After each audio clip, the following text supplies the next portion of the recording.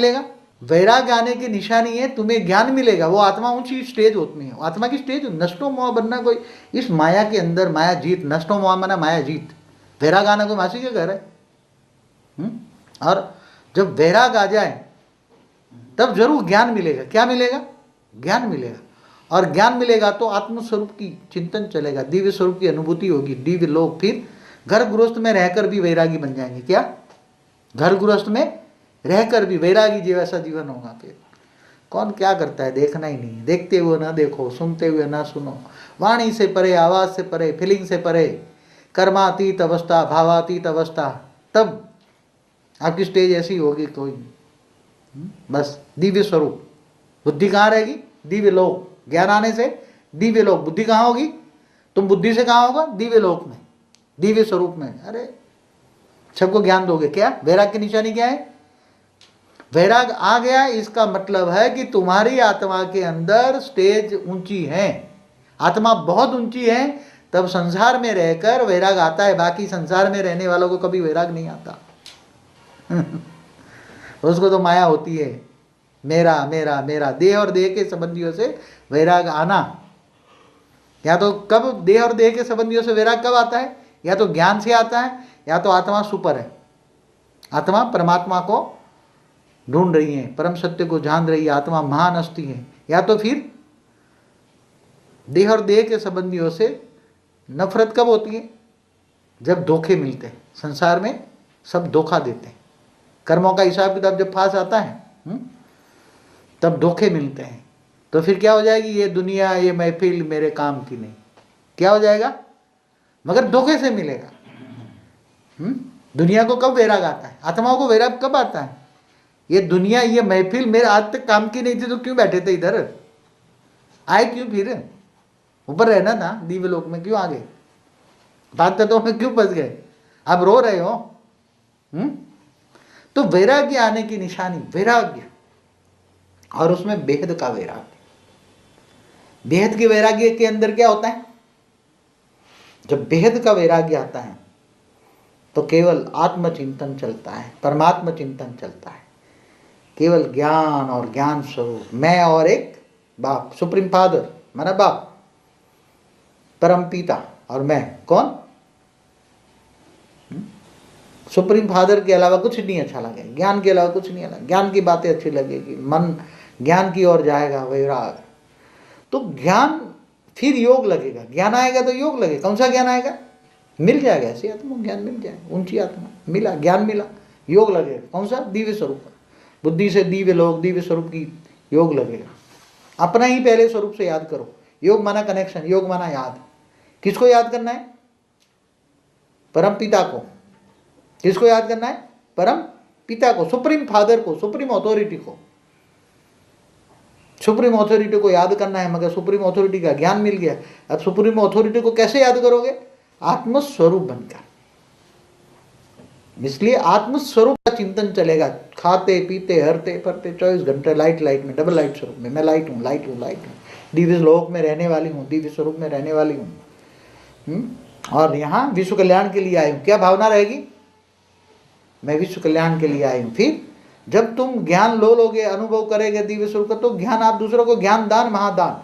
जब दूसरों को ज्ञान दोगे आपको मन को शांति कब मिलेगी?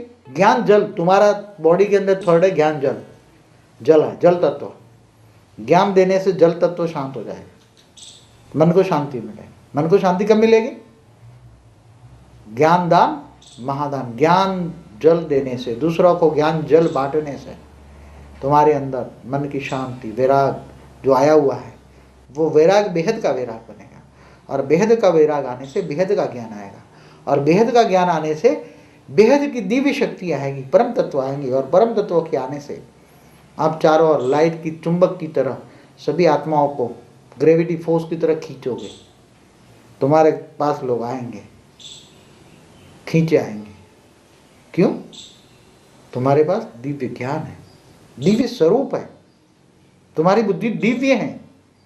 तुम्हारी बुद्धि देह और देह के संबंधियों में नहीं भटकती। ऐसी वैराग आना मना आत्मा सो परमात्मा बन जाना। वैराग आना मना आत्मा सो परमात्मा, परमात्मा बन जाना। परमात्मा माना परम तत्वों में आत्मा अनुभूति करना, परम तत्वों की अनुभूति करना, ये वैराग्य की निशानी है।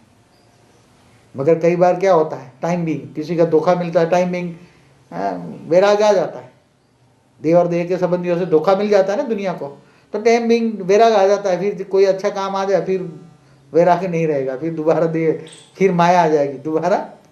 तो माया जीत, जो माया जीत बनता है वो जगत जीत बनता है। कौन बनता है जगत जीत? मन। मन के हारे हार है, मन के जीते जीत है। यहां तो संकल्पों पर रूलिंग एंड कंट्रोलिंग पावर कैसे किया जाए, संकल्पों पर रूलिंग एंड कंट्रोलिंग पावर। नहीं संकल्प, नहीं संकल्प, सोचना ही नहीं है, सोचना नहीं है, सामने कोई आ जाए देखना नहीं है, देखना नहीं, उसकी आत्मा में रिकॉर्डिंग नहीं जाए। आत्म स्वरूप की अनुभूति, दिव्य स्वरूप की अनुभूति, दिव्य लोक की अनुभूति, अमर लोक की अनुभूति। जब आत्मा अमर ज्ञान की कहानी सुने, शिव ने पार्वती को अमर कहानी सुनाई थी ना, वो तो इस ब्रह्मांड का शिव ने, इस ब्रह्मांड का शिव ने अमर कथा सुनाई थी, अमरनाथ ने। हाँ, ये तो बेहद का अमरनाथ है। कौन? बेहद का अमरनाथ है। बेहद का अमरनाथ तुम्हें बेहद में ले जाएगा। हाँ? वो तो शिव ने पार्वती को, माना शंकर ने पार्वती को कहानी सुनाई। कौन सी? तो अमर बन गए क्या? नहीं बने ना, अमर नहीं बने, क्योंकि अमर कहानी इस ब्रह्मांड की थी, बेहद की अमर कथा नहीं थी। इस ब्रह्मांड वाला तो कोई अमर बन ही नहीं सकता, क्योंकि ब्रह्मांड से बाहर जाओ तो बहुत बेहद के ब्रह्मांड है, अनंत कोटि ब्रह्मांड है। तो ये जब बेहद का ज्ञान मिले, बेहद की वैराग्य वृत्ति आए, ज्ञान आएगा, योग आएगा, सेवा, तन मन धन से सेवा करोगे। क्या करोगे? तन मन धन सब कुछ तेरा, क्या लागे? मेरा। और जब तन मन धन जब जगत कल्याण के लिए लगाते हो तो एक का पद्मा पदम भाग्य बनता है। क्या बनता है? एक का पद्मा पदम, एक का पद्मा पदम। कितने मिंडे लगते एक पर? अरब खरब, इसे कई और आगे है। हाँ? कैसे बनता है? पद्मा पदम भाग्यशाली आत्मा है। कैसी? पद्मा पदम भाग्यशाली आत्मा। कौन बनती? पद्मा पदम भाग्यशाली आत्मा है जो समस्त यूनिवर्स को बदलने की शक्ति रखती है, परम तत्वों को नीचे उतार कर व्यक्त से अव्यक्त बना सकती हैं, सारे संसार को बदल सकती हैं। ऐसी आत्मा, ऐसी आत्मा, ऐसी आत्मा नहीं भटकती हुई आत्माएं भटक रही है और तुम्हें रात को बोले मैं फलानी देवी हूँ, ढिंगड़ी देवी, मेरा मंदिर बना दे, और फिर बना दिया।